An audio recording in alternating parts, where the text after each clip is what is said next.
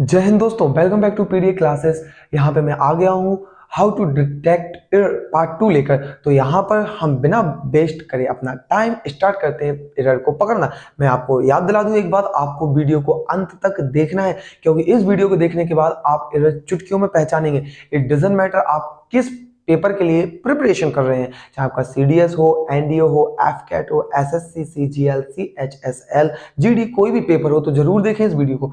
सबसे पहला क्वेश्चन लिखा है Rohit is 2 year junior than Mukesh in the office या नो एरर। तो देखिए, और दूसरी बात, जितने भी ये क्वेश्चंस मैं लाया हूं ना, ये किसी ना किसी एग्जाम के हैं, एनडीए का, सीडीएस का और एसएससी का, एफकेट का, कोई भी किसी ना किसी एग्जाम की अवश्य है। तो आपको अच्छे से देखना है और मेरे साथ वीडियो में बने रहना है। और दूसरी बात, जैसे कि मैंने बताया था कि अगर आपने क्वेश्चन को पढ़ा है तो बहुत ही अच्छी से रीडिंग, आपकी reading it is the most important thing, क्योंकि रीडिंग होना बहुत ही जरूरी है। अच्छी आपने पढ़ लिया। और दूसरी बात, आपको क्या देखना है, पहले आपको चेक करना है टाइम एंड टेंस से रिलेटेड कोई एरर तो नहीं है, सबसे पहले आपको ये देखना है। दूसरी बात, ये मेरी जो मैं तरीके बता रहा हूँ इसको आपको जरूर याद रखना है, ठीक है ना। तो आपको ये याद रखेंगे तो आपसे कोई बहुत ही विदिन अ सेकंड एरर मिल जाता है। देखते हैं इसमें टाइम और टेंस का एरर। रोहित इज यानी कि प्रेजेंट का है 2 year junior than Mukesh in office, तो ये बी ऑप्शन है आपका।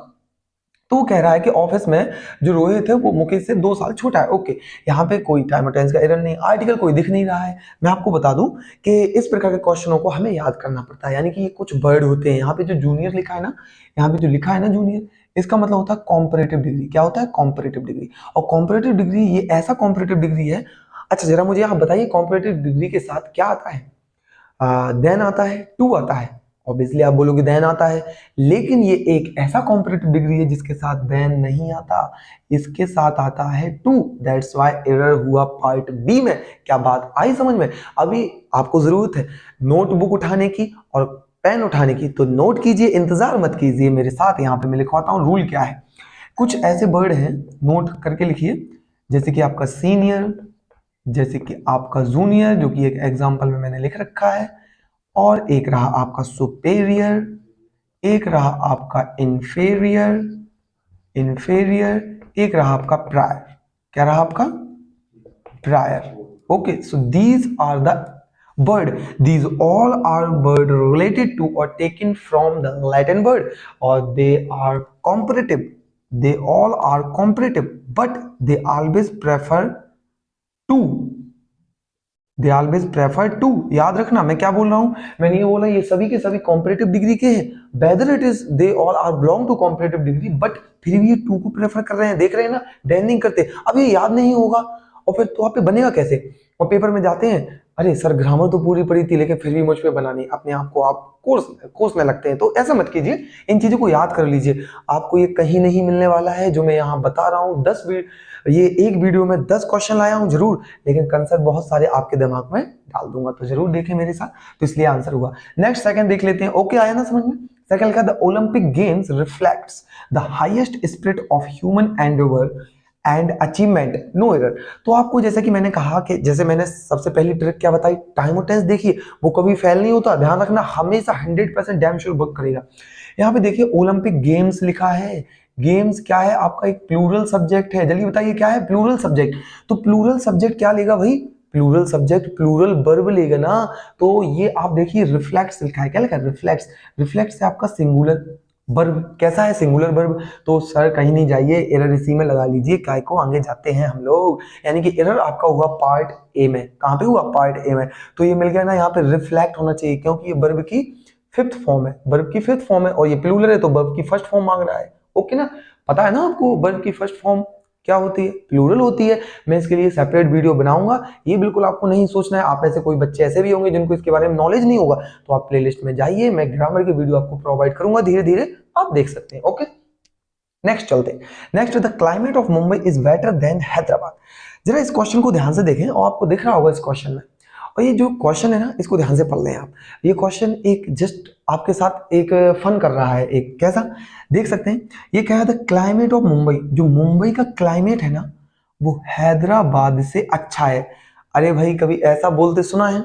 कि मुंबई का क्लाइमेट हैदराबाद से अच्छा है। नहीं, हैदराबाद से तो अच्छा ही होगा भाई, हैदराबाद सिटी है। आप क्लाइमेट की बात कर रहे हो, यानी कि कंपेयर करो तो एक लेवल की चीजों को कंपेयर करो, यानी कि क्लाइमेट मुंबई का तो क्लाइमेट हैदराबाद का, यानी कि मुंबई का क्लाइमेट हैदराबाद के क्लाइमेट से अच्छा है, ना कि हैदराबाद से अच्छा है। समझ में आया ना? यानी कि एरर कहां पर है आपका, ये सी पार्ट में।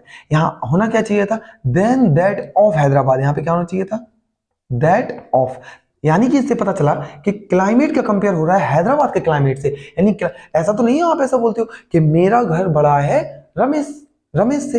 अरे भाई, आपका घर बड़ा है रमेश से तो, अरे रमेश तो वैसे कितनी फुट का होगा, 6 फुट का होगा, इससे घर तो आपका बड़ा ही होगा ना। ये बोलो मेरा घर बड़ा है रमेश के घर से। वही ना, लेवल, जो एक लेवल होता है ना उसको मेंटेन करना पड़ता है। तो लेवल की चीजों को कंपेयर करो आप, ऐसे थोड़ा ना कि आप कुछ भी बोल देंगे तो मेरा घर बड़ा है रमेश से तो बड़ा ही होगा ना। ठीक है, नेक्स्ट देखते हैं। Okay, let's move on. Fourth लिखा है his lover committed suicide because he could not bear her separation. उसमें लिखा है एक लवर है, वो अपनी लवर से सेपरेट हुआ है तो उससे मतलब टेंशन में है वो बेचारा, इसके बारे में बता रहा है। लेकिन आप जरा ये देखें कि वो कह रहा है उसका जुदाई को वो झेल नहीं पाया। ठीक है, क्या लिखा यहाँ पे, हर सेपरेशन। वही हर सेपरेशन, यहाँ पे जो सेपरेशन लिखा है इसका मतलब है उसके दो टुकड़े हुए, सेपरेशन का मतलब। तो ये तो इसका कहीं सही नहीं हुआ, यहाँ पे कुछ और आना चाहिए। यहाँ पे क्या आना चाहिए, एरर तो पता चल गया कि पार्ट सी में। तो ये तो बता दीजिए इसमें आएगा क्या, तो इसमें आएगा सेपरेशन। नोट कर लीजिए इसको, ये वर्ड है, आपको याद ही करना पड़ेगा, इसके लिए आप कुछ नहीं कर सकते, आपको याद करना है। सेपरेशन फ्रॉम हर, ये आना चाहिए, ये करेक्ट है आपका। तो यहाँ पे क्या आएगा, सेपरेशन फ्रॉम। मैं बार बार बोल रहा हूँ, नोट कर लीजिए। फोर्थ क्वेश्चन के लिए मैंने बताया हर सेपरेशन गलत वर्ड है, इसको बोलना है सेपरेशन फ्रॉम हर। बात आई ना समझ में? बहुत ही आराम से मैं आपको इसलिए डिस्कस कर रहा हूं, मैं चाहूं तो इसको स्पीड में बिना बताए भी कर सकता हूं। मतलब ही क्या हुआ वीडियो बनाने का, आपको तो ऐसे कई वीडियो यूट्यूब पर मिल जाएंगे। लेकिन यही तो बात है कि आपको ये 10 क्वेश्चन जरूर है, लेकिन कंसेप्ट पता नहीं आपको 15 मिल जाए, 20 मिल जाए, हो सकता है आपके पेपर में यही आ जाए। ठीक है ना? तो देख लीजिए आगे समझ में। फिफ्थ वाला question, if Manish comes here I would help him to the best of my knowledge. तो यहाँ पे देखिए मैं आपको एक चीज बताना चाहूंगा। इफ यानी कंडीशनल सेंटेंस। इफ क्या है आपका, कंडीशनल। कभी भी इफ मिल जाए, एक बात, हर बात को बहुत अच्छे से नोट करना है। अगर आपको कभी भी इफ से रिलेटेड कोई भी आपको क्लॉज स्टार्ट मिलता है, समझ लीजिए कि वो कंडीशनल है। कंडीशन क्या होती है, सुनिए इफ की। इफ प्लस नोट कर लें, फिर से बोल रहा हूं, नोट कॉपी ले लें, नोट कर लें। इफ सब्जेक्ट वर्ब की फर्स्ट फॉर्म और फिफ्थ फॉर्म और अदर वर्ड, इसके बाद आने वाला क्लॉज जो होता है, सब्जेक्ट लेता है, विल लेता है, ये मैंने पिछले वीडियो में भी डिस्कस किया है, शैल लेता है, आपका कैन लेता है, आपका मे लेता है। ओके, और वर्ब की फर्स्ट फॉर्म हमेशा अदर वर्ड। सर वर्ब की फर्स्ट फॉर्म क्यों लेता? अरे भाई ये जितने भी मैंने लिखे हैं ये सब क्या है, मॉडल्स हैं, and this is the only structure that models always followed verb की first form, you know very well, याद रखना। तो ये जो आपका पहला वाला है ये आपका पहला हुआ, और ये दूसरा वाला आपका ये दूसरा क्लॉज हुआ। तो यानी कि आप देख सकते हैं विल सेल कैन में, यानी ये प्रेजेंट है तो ये भी प्रेजेंट है, फ्यूचर में रहेगा। ओके ना, तो वो प्रेजेंट ही शो करता है। ओके, ध्यान रखना। यहाँ पे वुड का इस्तेमाल गलत है, आप देख सकते हैं यहाँ कम्स लगा है, ये तो फिलअप कर रहा है, देख लीजिए। फिफ्थ लिखिए, लेकिन आगे कहाँ फिलअप कर रहा है, विल सेल कैन में चाहिए, यहाँ पे एरर पार्ट बी में हुई। तो क्या आपको समझ में आया? इन चीजों को नोट करना है सबसे पहले। अब मैं अगले 5 क्वेश्चन लिखता हूं, आप इसको नोट कर लें। और हाँ, बिना नोट करें मत जाना, हर चीज आपके लिए बहुत इंपॉर्टेंट है, इसको नोट जरूर करें। तो आपने नोट कर लिया होगा, ये मैं नेक्स्ट क्वेश्चन आपके सामने लेके आ गया हूं, और इनको आराम से देखिए और लगाने की कोशिश कीजिए। चलिए स्टार्ट करते हैं। सबसे पहला आपके सामने रहा, I am a bit worried because I didn't see him yet. हाँ, फिर से अपनी नोटबुक तैयार कर लीजिए लिखने के लिए। मैं एक चीज फिर से इसमें बताने वाला हूँ। यहाँ पे आपको लिखना है, जो यहाँ पहले देख लीजिए, एम क्या है, वही ना टाइम और टेंस। एम क्या है, प्रेजेंट में, किस में है, प्रेजेंट में। आगे चलते, क्या प्रेजेंट में सेंटेंस है?